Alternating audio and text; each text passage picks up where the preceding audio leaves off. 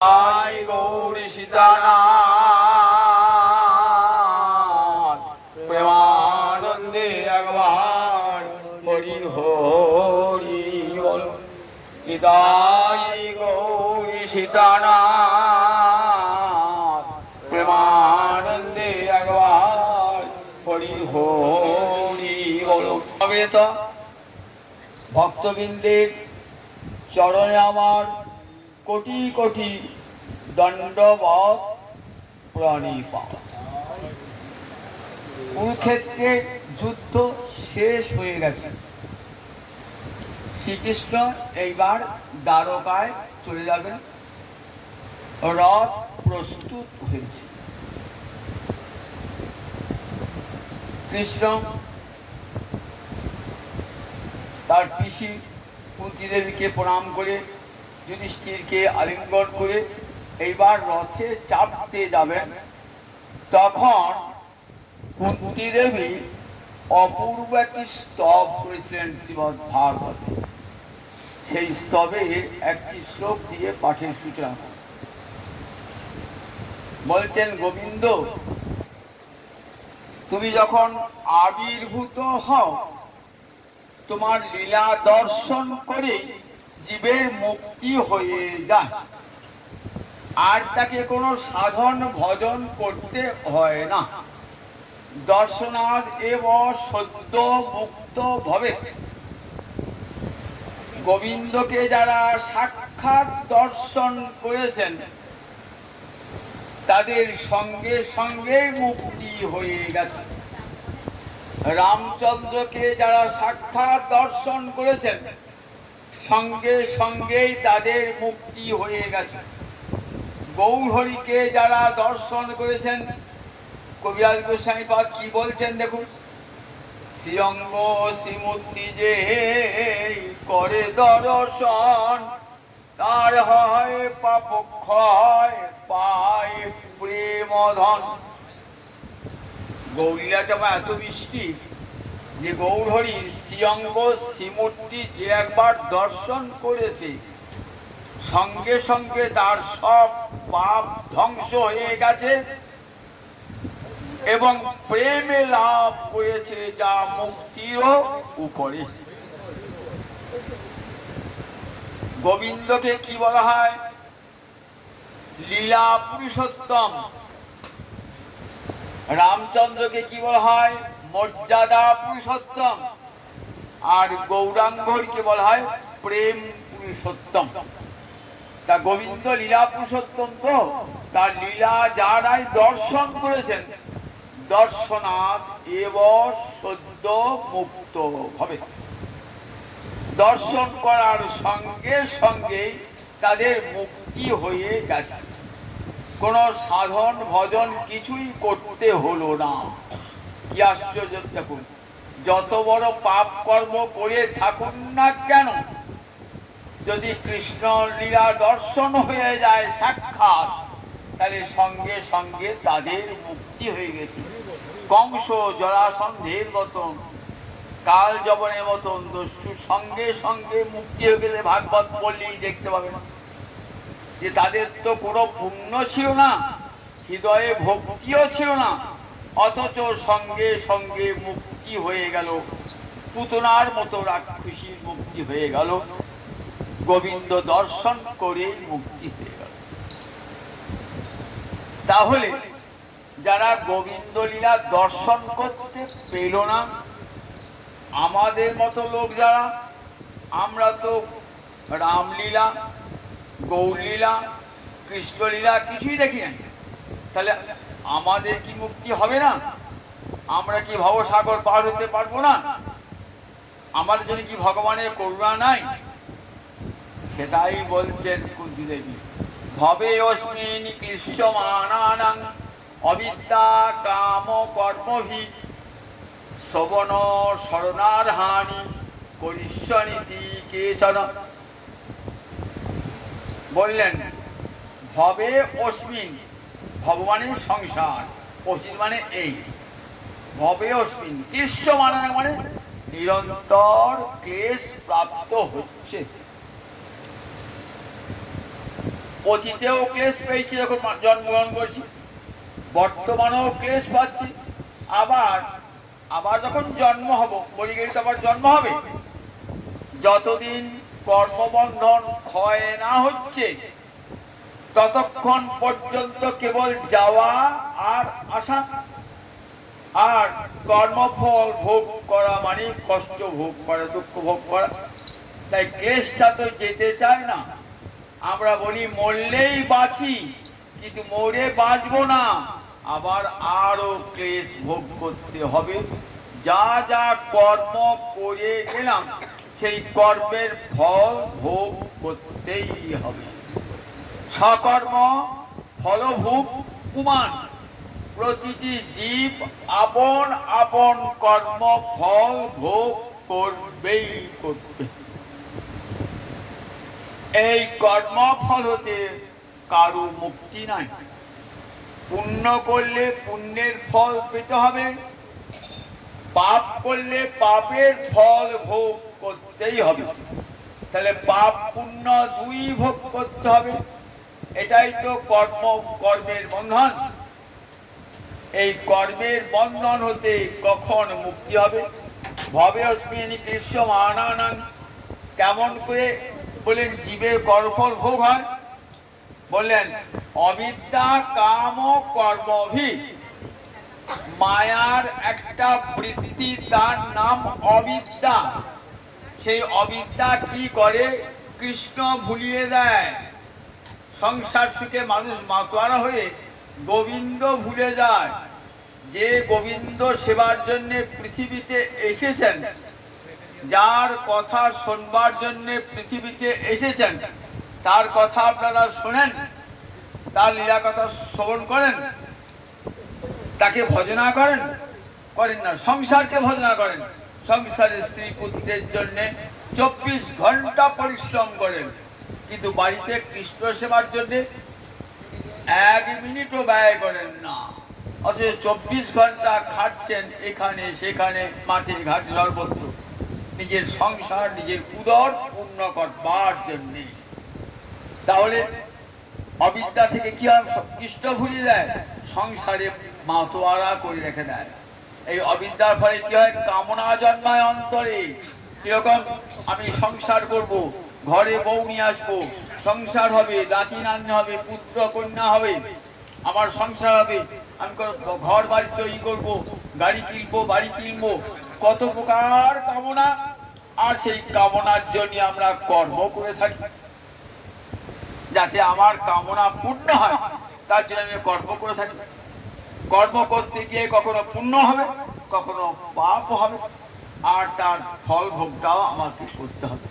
আর সেই ফল ভোগ করার জন্য একবার জন্ম, একবার মৃত্যু, একবার জন্ম, একবার। যতদিন কর্ম ক্ষয় না হচ্ছে ততদিন কিন্তু আসা এবং যাওয়া। গীতা পড়লেই দেখতে হবে যাওয়া আর আসার শেষ নাই। উঠিয়ে বলছেন গোবিন্দ, এই যারা সংসারে ক্লেশ পাচ্ছে, যারা তোমার লীলা দর্শন করলো না, তাদের জন্য তোমার করুণা বর্তমান। কিরকম? তুমি তো চলে গেলে প্রভু অপ্রকট হয়ে যাবে, তখন তুমি তোমার লীলা কোথায় রেখে দিয়ে যাও? বলেন শ্রীমদ ভাগবতী আমি আমার লীলা রেখে দিয়ে যাও। ভাগবতী পুরাণে মহাভারতী আমার লীলা রেখে দিয়ে যায়। সাধুরা ঋষিরা ভক্তেরা সেই লীলা পাঠ করে করে শোনাবেন, আর সেইটা শ্রবণ করে কি হবে? অন্তরে স্মরণ হবে, আর সেই স্মরণের ফলে জীব কর্মফল বন্ধন থেকে মুক্তি পেয়ে যাবে চিরকালে।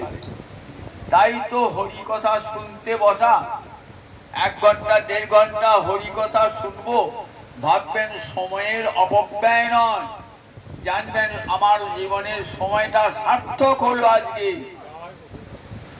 24 ঘন্টা পরনিন্দা পরচর্চা করে থাকি, আজ 1 ঘন্টাও হরিকথা কানে গেল, আমার সারা জীবনের 1 ঘন্টায় অনেক দাম।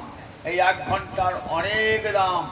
হরিকথা আমার দুটি কানে প্রবেশ করে আমার অন্তরে সমস্ত মনোমল নাশ করে দিল। হরিকথা কোনো ধ্বংস হয় না। আপনি একজন রাজনৈতিক নেতা বক্তা দিচ্ছেন তো, বলে কি ভালো বক্তা আছে, ওটা কতক্ষণ থাকবে, বেশিক্ষণ স্থায়ী হবে না, ওটা আবার ভুলে যাবেন। কেন? ওটা বেশি দূর যায় না, কত দূর যায়?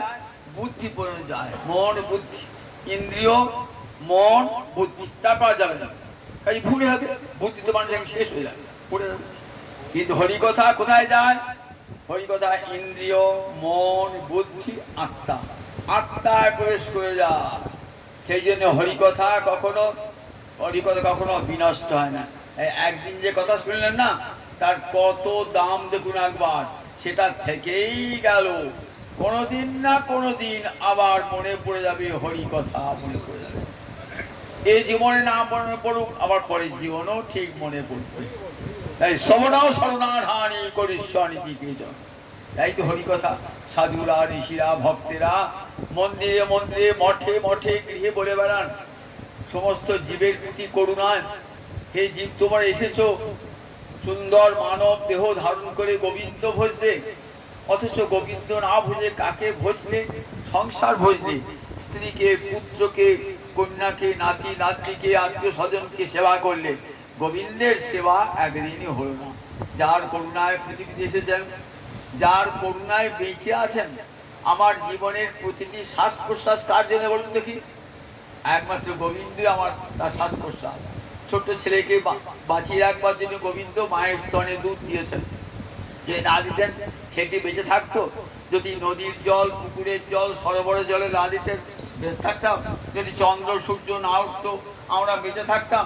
যদি বায়ু প্রবাহিত না হতো আমরা বেঁচে থাকতাম? তার কত করুণা দেখুন। ভুলে আছি কিন্তু ভোলেন না, তিনি ভোলেন না, তিনি যে বিশ্বপিতা। ছেলে ভুলে গেলেও মা বাবা যেমন ভোলে না, গোবিন্দ তেমনি তমেব মাতা চ পিতা তমেব সর্বং মম দেব। এটি সব সময় রাখবেন। গোবিন্দই পিতা, গোবিন্দই মাতা, আমাদেরকে বাঁচিয়ে রেখেছেন, কত ভাবে বাঁচিয়ে রেখেছেন। বৃষ্টির জল পড়ে শস্য হবে, সেই শস্যকে জীব বেঁচে থাকবে। গাভী দিয়েছেন, তার দুধ খেয়ে বাচ্চা মানুষ হবে। সব গোবিন্দের করুণার দান। যার করুণার দানে বেঁচে আছি, আশ্চর্য ব্যাপার, তাকে ভুলে গেছে। কত বড় কৃতজ্ঞ, কত বড় অকৃতজ্ঞ আমরা একবার জীবনে চিন্তা করে দেখুন দেখি একবার। উপকারী উপকার যদি কেউ মনে না রাখে, তাহলে তাকে কি বলে? অকৃতজ্ঞ। এই অকৃতজ্ঞতার উপর আর মহাপাপ জগতে হয় না। নরকের দ্বার পর্যন্ত বন্ধ হয়ে যায় যে অকৃতজ্ঞ। তার জন্য নরক বলে তোমার এখানে জায়গা হবে না, তুমি অকৃতজ্ঞ, তাই তোমার জায়গা হবে না। যে গোবিন্দের কৃপায় তুমি বেঁচে আছো, প্রতিটি শ্বাস প্রশ্বাস তোমার পার হচ্ছে, সেই গোবিন্দকে একদিনের জন্য ভুলতে ইচ্ছে হয় না, একটা দিনের জন্য, এক ঘন্টার জন্য ভুলতে ইচ্ছে হয় না। দেখুন, তাই হরিকথার কত দাম। সাধুরা, ঋষিরা, যে গৃহীরা সংসার নিয়ে মাতোয়ারা হয়ে থাকে, একদিন যদি হরিকথা শোনায়, মনটা যদি হরিতে যায়, তাহলে চিত্তটা নির্মল হবে, পরিষ্কার হবে। এই জন্য হরিকথা শোনানো। কৃপা করে ভাগবত আবির্ভূত হয়েছেন জীবকে হরিলীলা শোনাবার জন্যে। বদ্রিকাশ্রমে বসে আছেন ব্যাসদেব, অন্তরটা বিষণ্ণতায় ঢাকা, মনে যেন খুব কষ্ট পাচ্ছেন। ভাবছেন, আমি তো জীবের অনেক মঙ্গল করেছি, আমি ব্যাসদেব ভগবানের অবতার, ভগবত শক্তি নিয়ে পৃথিবীতে এসেছি জীব কল্যাণ করবার জন্য। একটা বেদকে 4 ভাগে ভাগ করেছি। সবাই বেদ বুঝতে পারবে না, আবার সবাই বেদে অধিকার নাই। তাই মহাভারত 18 পর্বে মহাভারত রচনা করেছি, 18টা পুরাণ রচনা করেছি, বেদান্ত দর্শন রচনা করেছি, কত ধর্মকার্য সুসম্পন্ন করেছি। তথাপি নাত্মা পরিতুষ্যতি, তথাপি আমার হৃদয়ে আনন্দ আসছে না। আত্মা যদি আনন্দিত না হয়, দেখবেন কোনো মতেই অন্তরটা আনন্দিত হয় না। অন্তর এই জীব যে দেহী রূপে যিনি ভগবান রয়েছেন না, তিনি যতক্ষণ প্রসন্ন না হচ্ছেন ততক্ষণ পর্যন্ত অন্তর প্রসন্ন হয়। মনে মনে ভাবছেন কি আমার ত্রুটি থেকে গেল, কেন আমার এমন হলো, মনটা কেন শান্তি পাচ্ছি না, কেন কার কাছেই বা জিজ্ঞাসা করবো? কিন্তু ভগবান, ভগবান বা কাকে জিজ্ঞাসা করবে? ভগবানের মন খারাপ হলে ভগবান বা কাকে জিজ্ঞাসা করবে? ভক্তের মন খারাপ হলে ভক্ত ভগবানকে জিজ্ঞাসা করবে।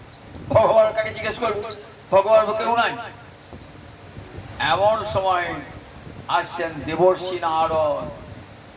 দেবর্ষি নারদ বিনা যন্ত্রে হরি গুণগান করতে করতে এসেছেন বদ্রিকাশ্রমে। বড় আদরে ব্রহ্মর্ষি বসালেন উত্তম আসনে।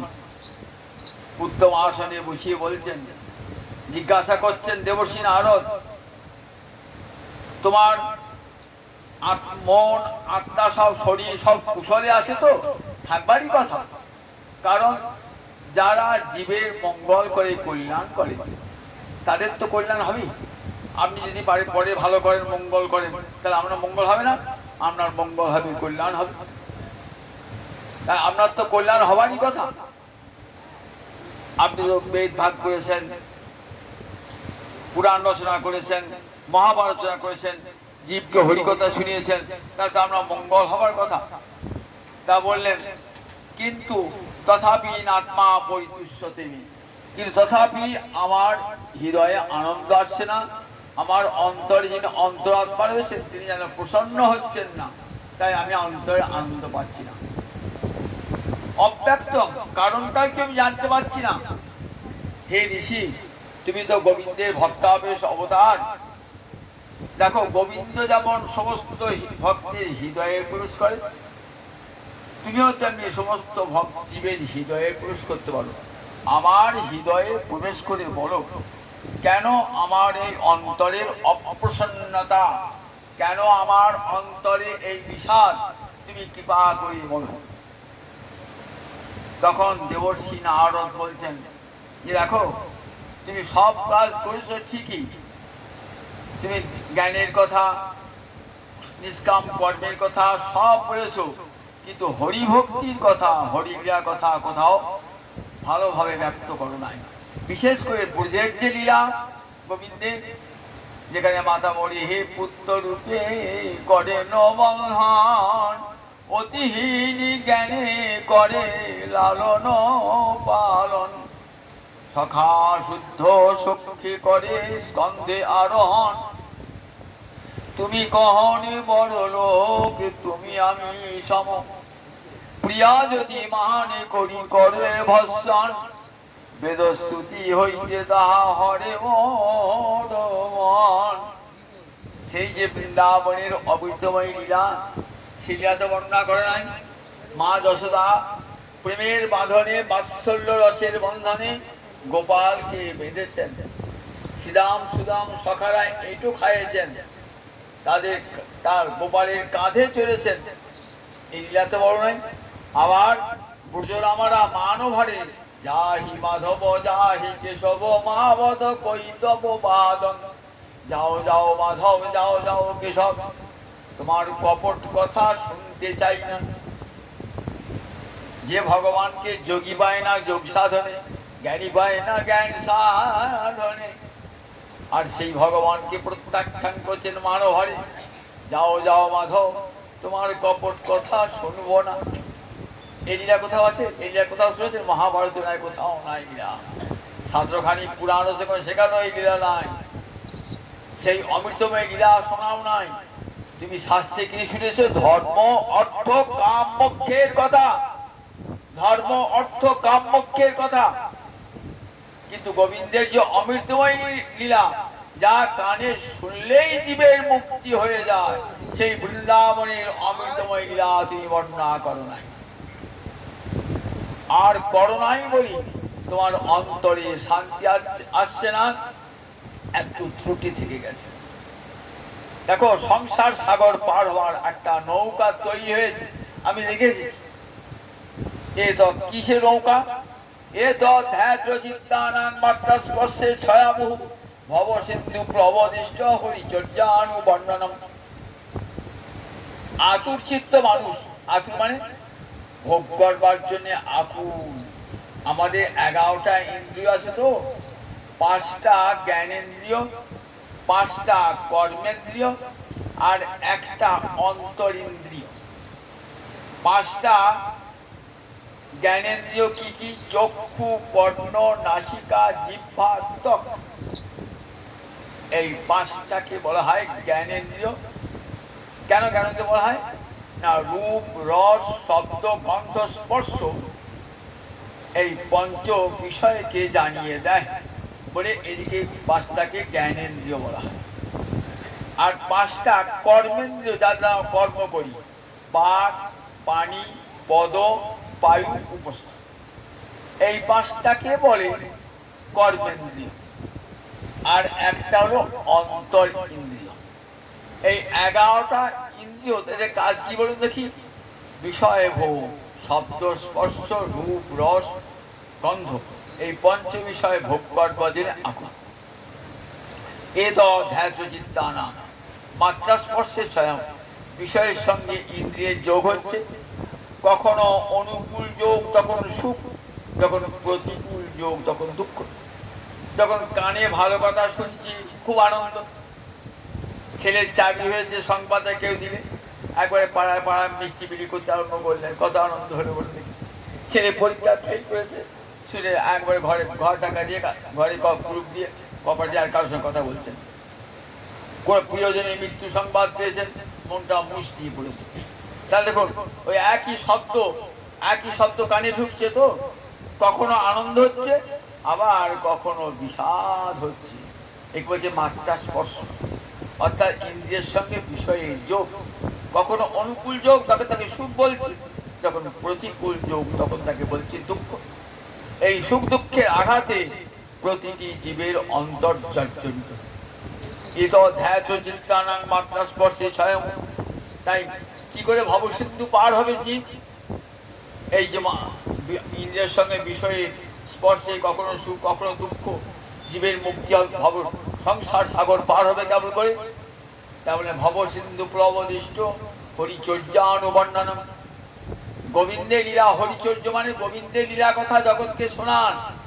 গোবিন্দে বৃন্দাবনে যে অপূর্ব লীলা করেছেন গোবিন্দ, সেই লীলা কথা জগৎকে শোনান। সেই জগৎকে শোনালে কি হবে? শুনলেই জীবের মুক্তি হয়ে যাবে, কিছুই করতে হবে না। কান পেতে বসে বসে, ভক্ত সঙ্গে বসে হরিলীলা শ্রবণ করলে জীবের মুক্তি হয়ে যায়। হরিলীলা এমনই, যারা ব্রহ্মানন্দী জ্ঞানী, যারা ব্রহ্মের আনন্দে মগ্ন হয়েছেন, তারাও ছুটে আসেন ব্রহ্মানন্দ হইতে কোটি গুণলীলার আত্মারামে আকর্ষিয়া করে কৃষ্ণ বাস। যারা ব্রহ্মানন্দী জ্ঞানী, তারাও ছুটে আসেন গোবিন্দের এমন লীলা। মা যশোদা বেঁধেছে গোপালকে, যার কাছে মন যেতে পারে না, বায়ু যেতে পারে না, সেই বাক্য যেতে পারে না, বাক্য ফিরে আসে, আর সেই গোপালকে আমার মা যশোদা বন্ধন করেছেন। কি দোষ? একটা দইয়ের হাঁড়ি ভেঙেছে বলে ইচ্ছা করলে এই ব্রহ্মাণ্ডকে লণ্ডভণ্ড করতে পারে। ব্রহ্মাণ্ডকে লণ্ডভণ্ড করতে এক মুহূর্তে কেউ তাকে কৈফিয়ত চাইতে পারবে না। কেন তুমি ব্রহ্মাণ্ড লণ্ডভণ্ড করলে? পারবে? জগতে কেউ আছে ভগবানকে কৈফিয়ত? কেন তুমি ভূমিকম্পে সব লোক মেরে দিলে কেন? মানে সব লোককে ধুয়ে মুছে দিলে কেন? কেউ কৈফিয়ত দাবি করতে পারে না। আর সেই ভগবানকে মা যশোদা বলছে, কেন দইয়ের ভাঁড় ভেঙেছিস? আজ তোকে বেঁধে রাখবো। কতখানি ভালোবাসার জোর বলুন দেখি একবার। এই লীলা কোথাও শুনেছেন? এই লীলা ভগবানের এমন মধুময়ী লীলা, এই লীলা শুনলেই হবে প্রাণ জুড়িয়ে যাবে। এই লীলা শুনতে পারে। ভগবানকে কত শুদ্ধ বস্তু আমরা খাওয়াই, যেন কেউ দেখো আগে যেন খেয়ে না নেয়। সেই ভগবানকে দেবো কোনো ফল যদি ছেলেতে খেয়ে নেবে, আর গোবিন্দকে দেওয়া হবে না, অশুদ্ধ জায়গায় খেতে হবে না। আর সুদাম নিয়ে গেছে বাড়ি থেকে বিলু ফলের আচার, দই এইসব নিয়ে গিয়েছে। একবার খেয়ে দেখছি যে আচারটা ভালো হয়েছে কিনা, ছানাটা ভালো আছে কিনা। খেয়ে এইটা তুলে দিচ্ছি গোবিন্দের মুখে।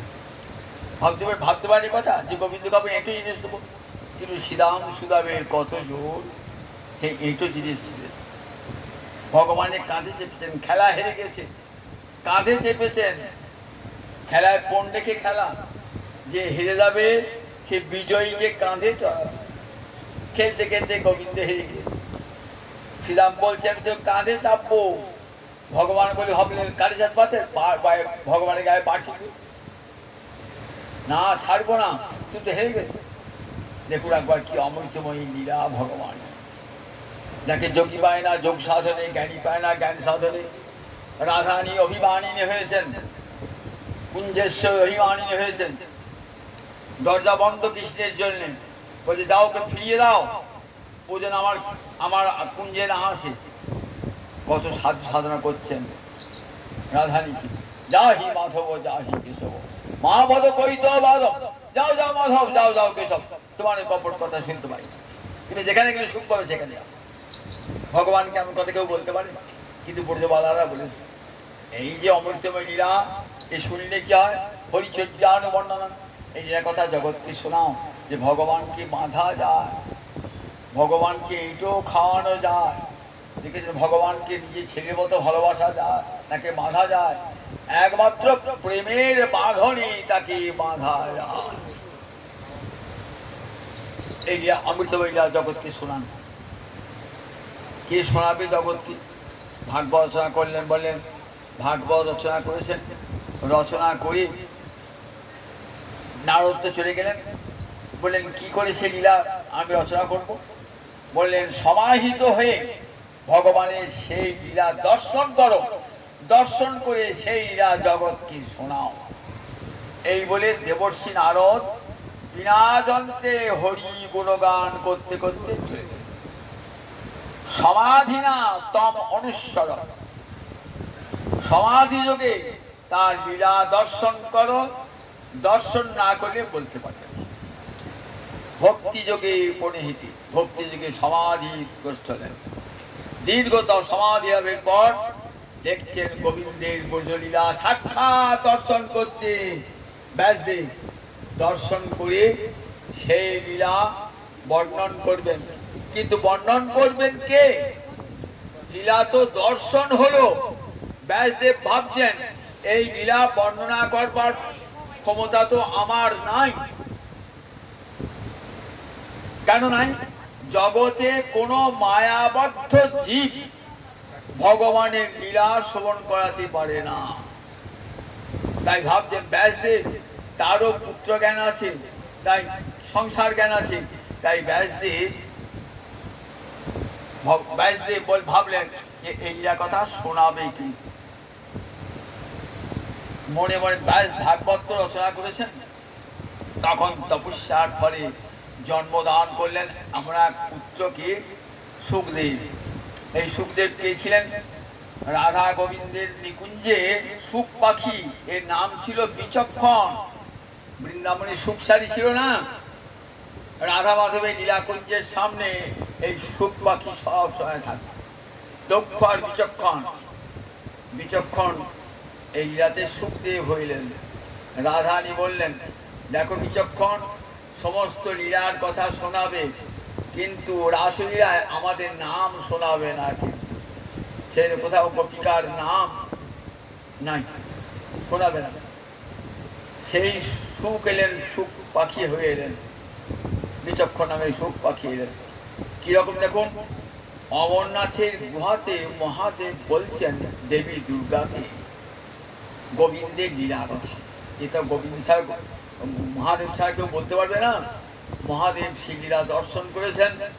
সেই লীলা দর্শন করে বর্ধমান করছেন কার কাছে? দেবী দুর্গার কাছে, অমরনাথের গুহার বসেছে।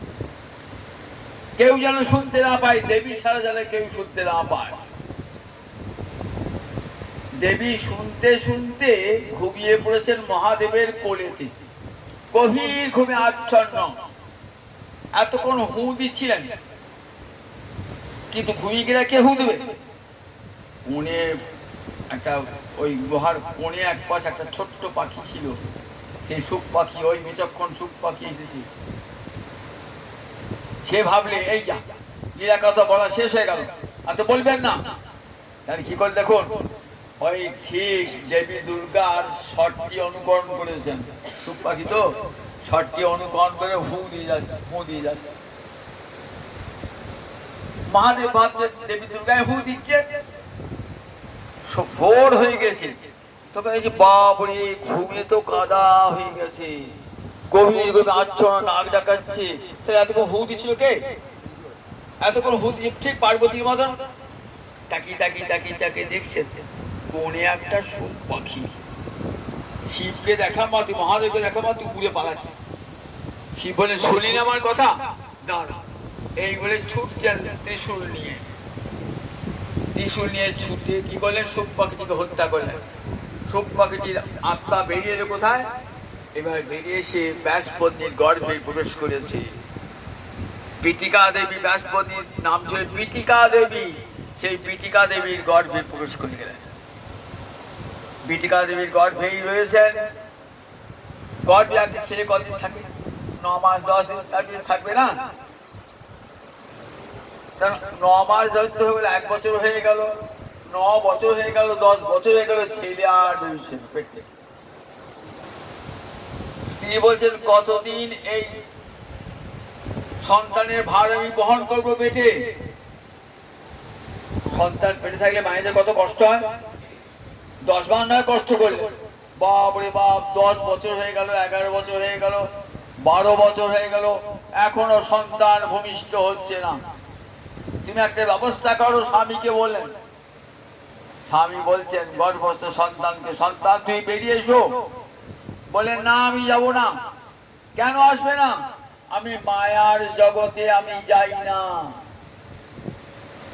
সংসার তো মায়ার জগতে, আমার ডাকে আসবে না। বলছে না, আপনিও তো পুত্র পুত্র বলে কাঁদছেন, এই জগতে কে কার পুত্র, কে কার পিতা, কে কার মাতা? সুখদেব বলছে আপনাকে পুত্র জ্ঞান করছেন, কে কার জগতে পুত্র, কে কার পিতা, কে কার মাতা? সুতরাং আপনিও মায়ার ফাঁদে পড়েছেন, সুতরাং আমি যাব না। তাহলে কার ডাকে তুমি আসবে? তখন গেলেন কৃষ্ণকে ডাকলেন। দ্বারকায় তখন লীলা হচ্ছে। বলেন গোবিন্দ, তুমি কৃপা না করলে আমার স্ত্রীর অবধার। বলে কেন গো? বলে গর্ভে সন্তান এসেছে, আমার তপস্যার ফলে যে হরিকে তোমার কথা শোনাবে, কিন্তু সন্তান তো 12 বছর হয়ে গেল পেট থেকে বার হচ্ছে, 12 বছর হয়ে গেলে পেট থেকে বার হচ্ছে না।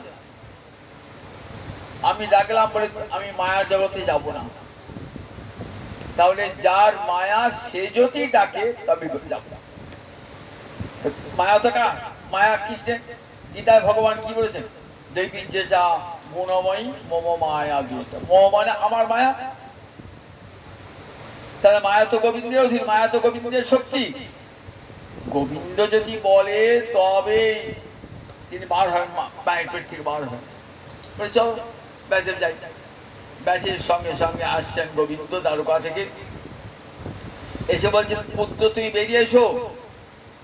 পুত্র বলছে কে আপনি? বলছে আমি কৃষ্ণ। ও মায়া তো আপনারই, বলুন। মায়া যেন আমাকে স্পর্শ না করে। বললেন আমি কথা দিলাম তুমি যখন আবির্ভূত হবে তখন ক্ষণকালের জন্য মায়া পৃথিবী থেকে দূরে চলে যাবে। এইবার এলেন, সুখদেব জন্মালেন। জন্মিয়ে থাকবেন না তো, পিতা মাতা কাছে থাকবেন না তো, ছুটছেন বন পানে। পিতা বলছেন হ্যাঁ রে, একটা কৌপিনও পরিয়ে দিই তোকে। পিতার কথা শুনছেন না, ছুটছেন। 12 বছরের ছেলে হয়ে গেছে, পিঠে 12 অনেক বছর বয়স হয়ে গেছে, ছুটছে মন পানে, ছুটছে। পিছনে পিছনে ছুটে ধরতে পারলেন না। ছোট ছেলে ধরতে পারেন? ছুটছে। কিছু দূর গেলে একটা সরোবরের তীরে দেখছেন অনেকগুলি রমণী স্নান করছেন, তাদের অঙ্গে বসন নাই। চলে গেল সুখদেব, কিন্তু তারা বসন পড়েন নাই। ব্যাসদেব হা পুত্র যাচ্ছেন, ব্যাসদেবকে দেখে সবাই বসন করছেন।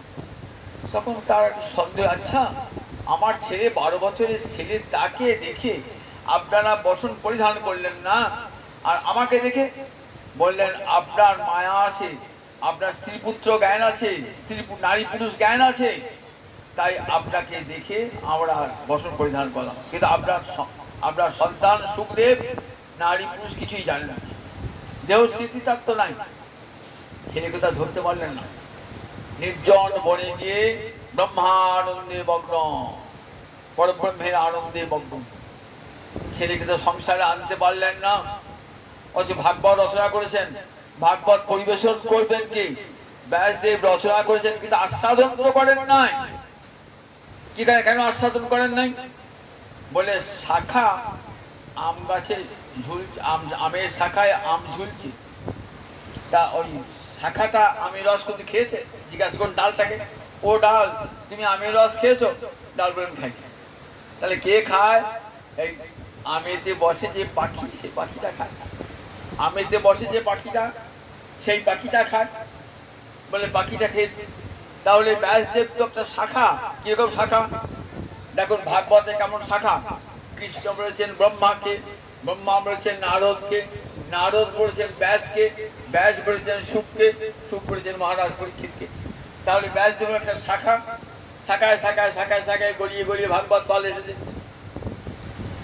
তাহলে শাখা কখনো যাবে আম ফল আস্বাদন করতে পারে না, পাখিটা আস্বাদন করে।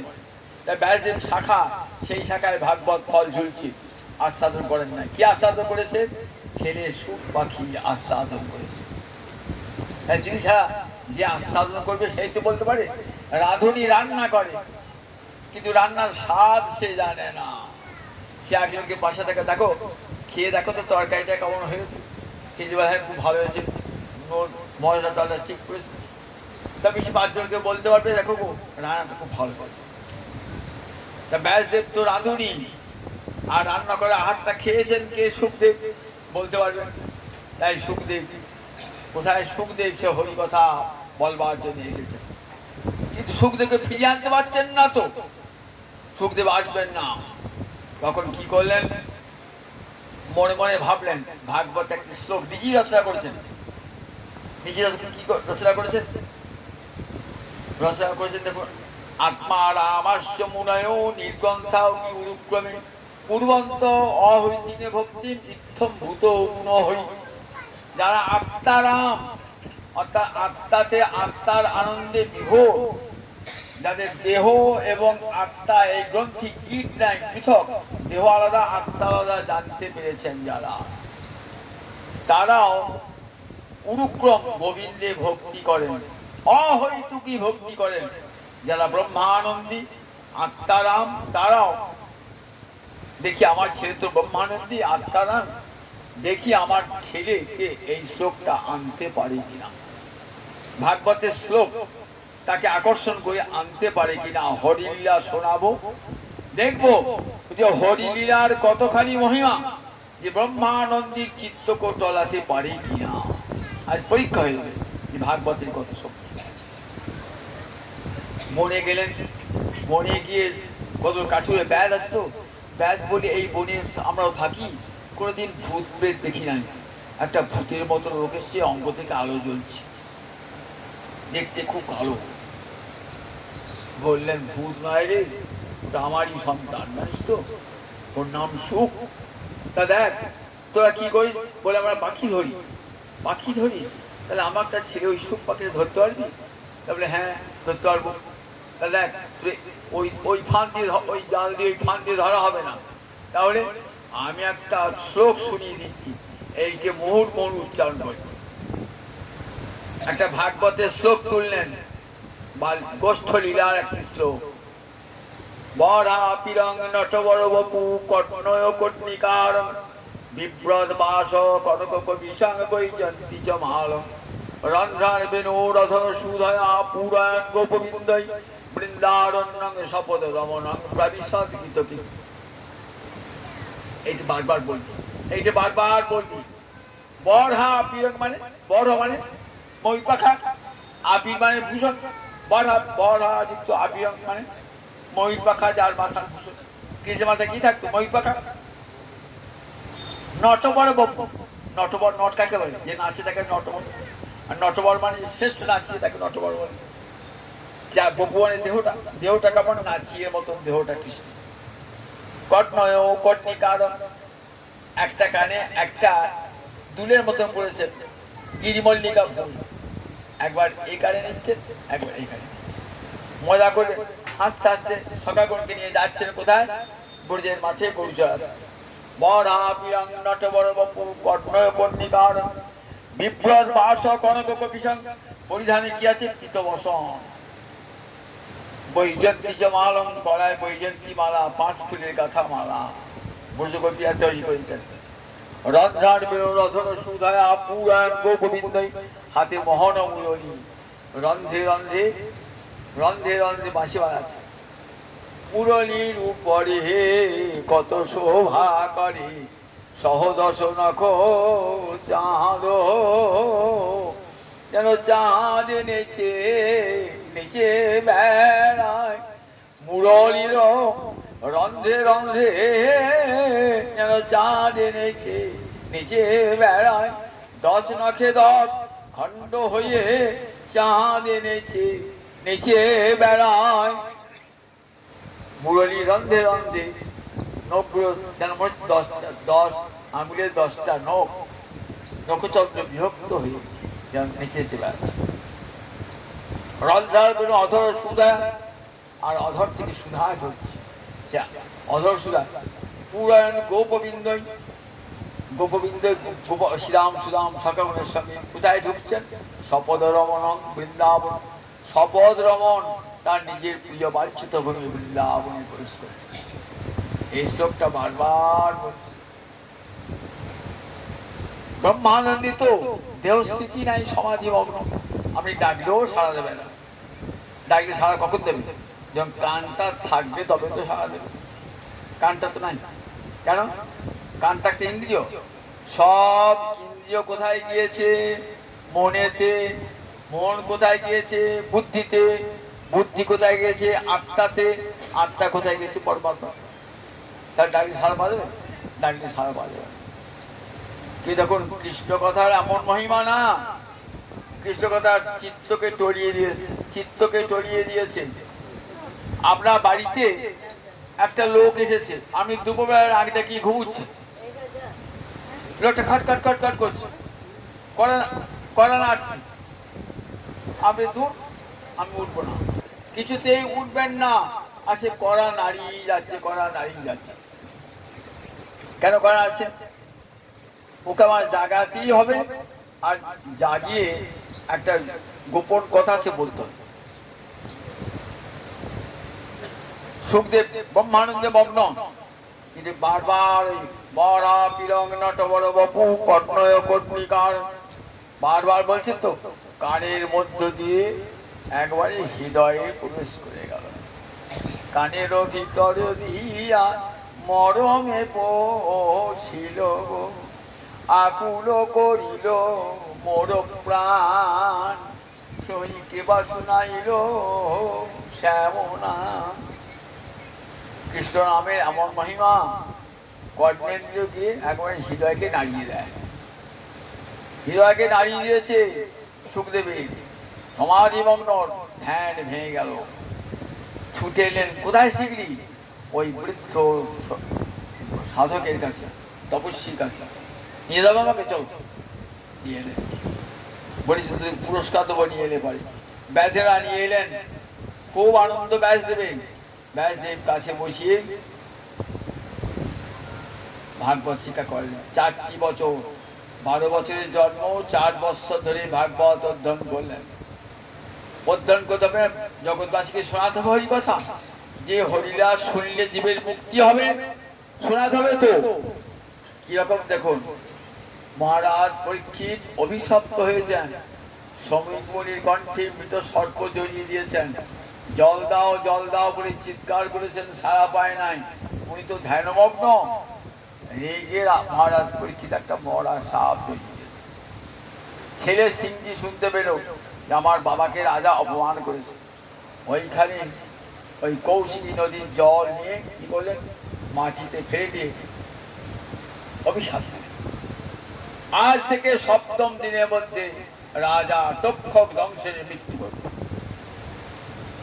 ঋষির এক শিষ্য এই যে সংবাদ দিলেন, আমার ছেলে, ছোট ছেলে, সে কিছুই যায় না, সামান্য লঘুভাবে গুরুদণ্ড দিয়ে ফেলেছে আপনাকে, 7 দিন বাদে আপনার মৃত্যু হবে। মহারাজ পরীক্ষিত বলে, ভালো, এ তো অভিশাপ নয়, এ আমার কাছে আশীর্বাদ। মহারাজ পরীক্ষিত খুব অনুতাপ ভোগ করছে, আমার বংশে কেউ কোনোদিন ঋষির অপমান করেন নাই, আর আমি এত অপমান করলাম, গলায় মরা সাপ জড়িয়ে দিলাম, মনে খুব আক্ষেপ। এই ভাবছেন এমন সময় বলে, ভালোই হলো, এটা অভিশাপ নয়, ছেলে জন্ম থেকে এই না, সংসারের ভার তোমাকে দিয়ে গেলাম, আমার তো 7 দিন সময় আছে, আমি 7 দিন চলে যাই, যাতে হরিপাদ মধ্যে পেতে পারি কোন উপায়। এসে বসে কোথায়? হরিদ্বারে ব্রহ্মকুণ্ডে। কত জ্ঞানী মুনি ঋষি সব বসেছেন, তো কত ঋষি এসেছেন, কত মুনি এসেছেন, কত ধ্যানী, কত জ্ঞানী, কত তপস্বী এসেছেন, কত রাজা রাজর্ষি এসেছেন, আবার আমাদের মতন গৃহাসক্ত মানুষ তারাও এসেছেন। সবাইকে আসুন বসুন করে শ্রদ্ধা নিবেদন করছেন। একটি ভাগবতের ব্যাসাসন পথ আছে, সেখানে কেউ বসছেন না, ভাবছেন আমার চেয়েও যোগ্য ব্যক্তি আসবে, আমার চেয়েও যোগ্য ব্যক্তি আসবে, আমার চেয়ে কেউ বসছেন। তখন কেউ বলছে, আচ্ছা সবাইকে প্রশ্ন, গঙ্গার দিকে মুখ করে, গঙ্গাতে হরিপাদ পদ্ম তরঙ্গিনী গোবিন্দের চরণ ধোয়া জল গঙ্গা, গঙ্গা তুমি তো করুণাময়ী পতিত পাবনী, যে চরণ থেকে চলে আসছো ওই চরণে যে আমি পৌঁছাতে পারি, তুমি কৃপা করো মা গঙ্গা, তুমি কৃপা করো, ওই চরণে যেন আমি পৌঁছাতে পারি, আমার পূর্বপুরুষরা সবাই ওই চরণে পৌঁছিয়েছেন, আমি যেন সেখানে যেতে পারি। নয়ন জলে ভাসছেন। কেউ বলছেন জ্ঞান সাধন করো, বলছে করতে পারি, 7 দিন আমাকে কৃষ্ণ পাদ পদ্ম দিতে হবে। যোগ সাধন করো, করতে পারি, বলুন 7 দিন আমার কৃষ্ণ পাদ পদ্ম।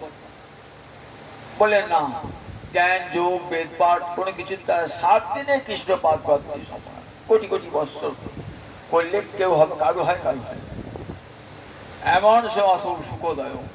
এবার সুখদেব আসছেন 16 বছরের যুবক, অঙ্গে বসন নাই, দিগম্বর পুরুষ, দেহ স্মৃতি নাই তো, সবাই ভাবছে একটা পাগলা মাতাল আসছে বোধ হয়, টলতে টলতে মাতালের মতন একবার বাম দিকে একবার ডান দিকে হেলে তুলে চলেছেন। তার সাধারণ মানুষ জানেন না যে ব্রহ্মানন্দী মানুষ, কৃষ্ণ প্রেমানন্দে মানুষ কেমন হয়, তারা থুতু দিচ্ছেন গায়ে, ঢিল মারছেন, ধুলো ছুড়ে দিচ্ছেন, খুশ নাই।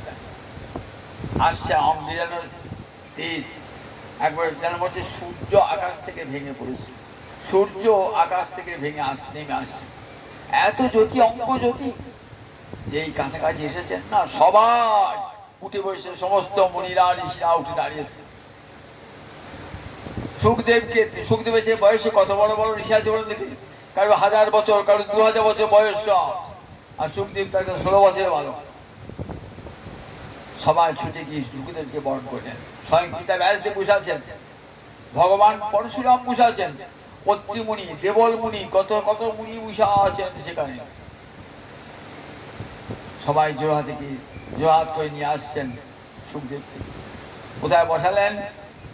উত্তম আসনটিতে বসালেন, স্বর্ণ সিংহাসন, রাজা বানিয়েছেন, সোজা কথা ব্যাসাসন তো নয়, স্বর্ণ সিংহাসন। আবার ভাগবত রাখার জন্য একটি স্বর্ণের চৌকি, সেখানে বসেছেন। বলছেন, মুনিবর, আমি আসন্ন মৃত্যু 7 দিন আমার পরমায়ু, বলুন কোন উপায় অবলম্বন করলে গোবিন্দ চরণ পদ্ম লাভ হবে?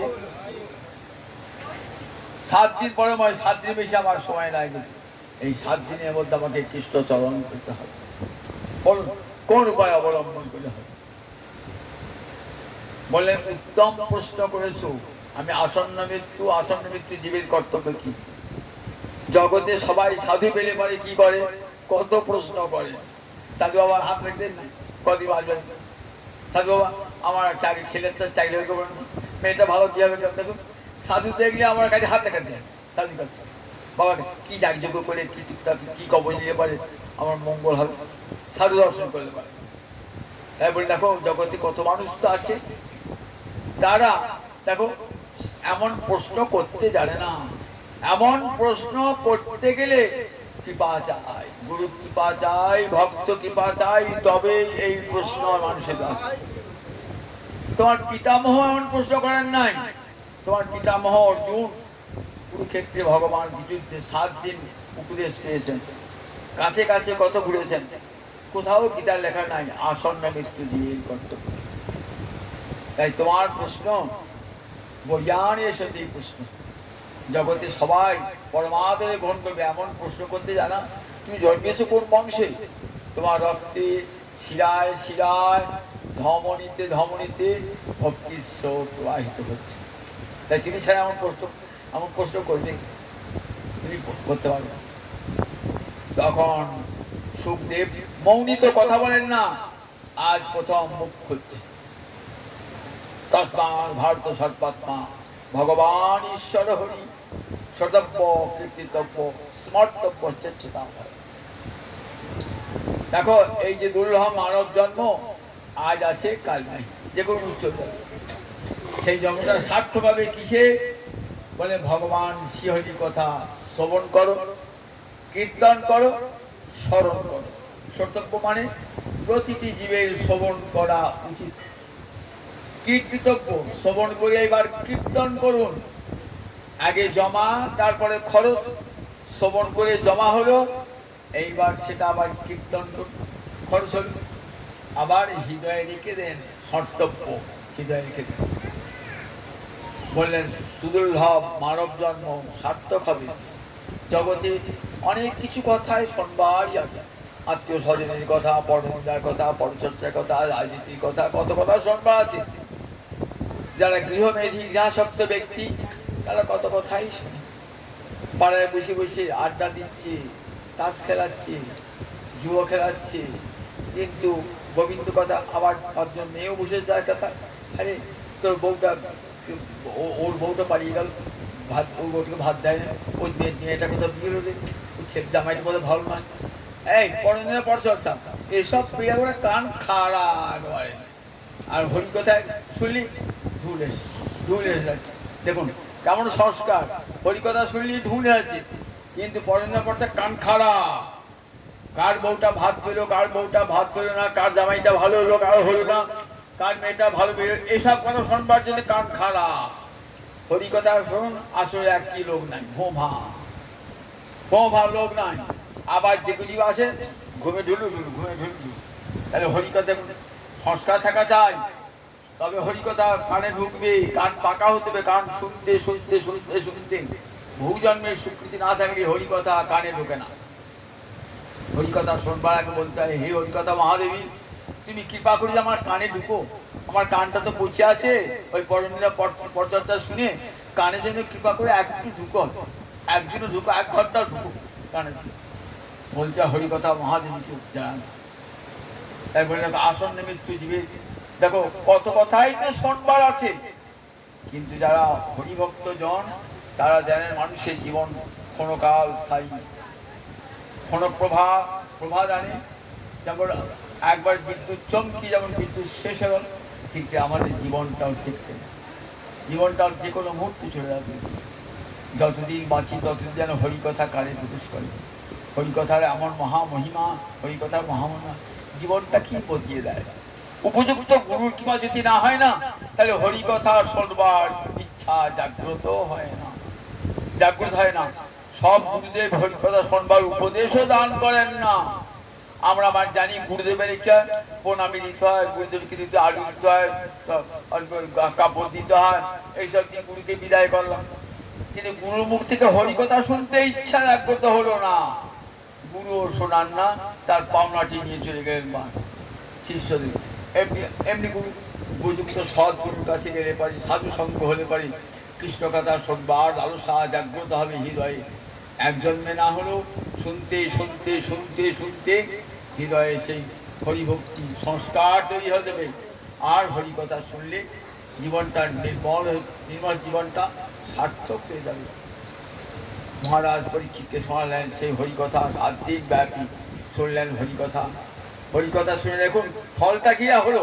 হরিকথা শুনে তক্ষক দংশন করলো বটে, কিন্তু ভিতরে আর একটি দেহ তৈরি হয়ে গেল। মায়ের পেটে যেমন একটি রসক, মায়ের রসক একটি সন্তান তৈরি হচ্ছে, যেই 10 মাস 10 দিন হয়ে যায় সন্তানটি বেরিয়ে আসে, সে হরিকথা শুনতে শুনতে আর একটি দেহ তৈরি হয়ে যায়। যে দেহটা দিয়ে ভগবানের ভজন হবে, এ যেহেতু ভগবানের ভজন হবে না, ভগবানের ভজনের যোগ্য একটা দেহ তৈরি হবে, সেই দেহটা হবে গোবিন্দের সেবা করতে। তাই শ্রবণ শরণার হানি করিষ্যনে বলেন, শ্রবণ করো, শ্রবণ অবিরত শ্রবণ, নিত্যঙ্গ ভাগবত সেবা। প্রতিদিন বসে বসে পরনিন্দা পরচর্চা না করে, বাড়িতে তো গীতা ভাগবত আছে, চৈতন্য চৈতন্য আছে, চৈতন্য ভাগবত আছে, পড়ুন। না হলে খঞ্জনি বাজে হরে কৃষ্ণ কৃষ্ণ কৃষ্ণ হরে হরে, হরে রাম রাম রাম হরে হরে। এত বড় সাধন আমার মহাপ্রভু দিয়ে গেলেন জগতে, কিছুই করতে হবে না। যদি ভাগবত শুনতে না পাও, কঠিনায় ঘরে ঘরে গীতাটি রাখো, মহাভারত রাখো, খঞ্জনি বাজিয়ে হরিনাম করো, সাধু এনে সাধুর চরণের মুখে হরিকথা শোনো, তুলসী মহাদেবী রয়েছেন তার সেবা করো, দেখো অন্তরে কৃষ্ণ ভক্তি জাগ্রত হবে।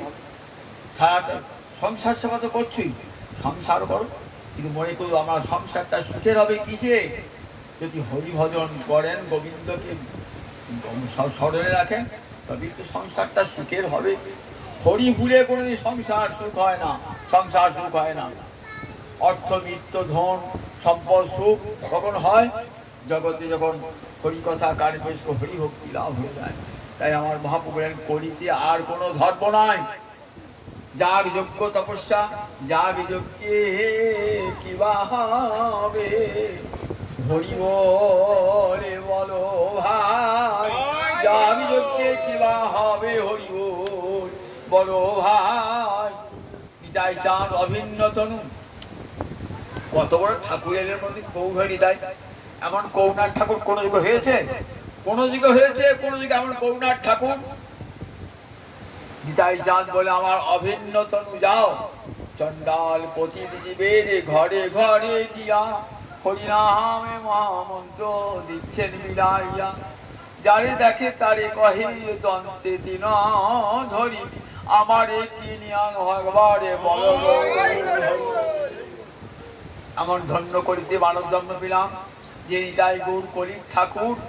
একদিনও সেই হা নিতাই হা গৌর বললাম না, কাছে রয়েছে গৌর বাড়ি, একদিনকে গৌর দর্শন করলাম না, একবার নিতাই বলি চোখের জল পড়লো না, তাহলে মানব জীবনটা কেমন বৃথা গেল। হেন অবতারে যাহারে রতিনা জন্মিল, লোচন বলে সেই পাপি এলো আর গেল, তার খাওয়া পড়া সারে হলো রে, তার মানব জনম বিফলে গেল, তার আসা যাওয়া সারে হলো রে। এই জন্মে ভালো খাওয়া দাওয়া করলেন, পরের জন্মে এমন ঘরে জন্মালেন এটা খাওয়ারই জুড়ল, এটা খাবারই জুড়ল না। এই কঠিন সত্যটা সব সময় মনে রাখুন। এই জন্মে ঘর পেয়েছেন, সংসার পেয়েছেন, টাকা পেয়েছেন, পরের জন্মে ভিখিরি ঘরে জন্মালেন। কারণ আপনার কর্মফল যা, গোবিন্দ ভজন করেন নাই তো তার ফলটা তো পেতে হবে, ফলটা তো পেতে হবে। সারা জীবন দেখ বিষয় ভোগ করছে, দেখ ওই বিষয়ে থাক, দেখ বিষয় কখনো পাবি কখনো পাবি না। কুকুরের মতন, কুকুর কোনো জন বাড়িতে গিয়ে দ্বিতীয় ভাত পেল আর কোনো জায়গায় ঝাঁটা পেল, আমাদের অবস্থা ঠিক তেমনি। কোনো জন্মে একটু সুখ হলো, কোনো জন্মে সুখ হলো। সুন্দর মানব জন্ম সেটি যেন নষ্ট না হয়, গোবিন্দ চরণে সকলে প্রার্থনা জানান, হে গোবিন্দ তুমি সুদূর মানব জন্ম দিয়েছ, যেন তোমার কথা শুনে তোমার কীর্তন করে এই মানব জন্ম সার্থক করতে পারি। জয় নিতাই জয় গৌর, যার উদ্দেশ্যে আজ এই ভাগবত পাঠ। দেখুন কেমন আদর্শ জগতে ছেলের জন্মদিনে হরিকথা শ্রবণ, এই উদাহরণ কিন্তু জগতে খুব পাওয়া যায় না। ছেলের বিয়েতে, ছেলের জন্মদিনে, অন্নপ্রাশনে হরিকথা শ্রবণ করানো। সবাই কি করে, লজে গিয়ে ফুর্তি করে কেক কেটে অখাদ্য খাওয়ায়, অমেদ্য ভোজন করায়, বলে আচ্ছা খাওয়ালে বটে, হরিকথা ঢোকে না।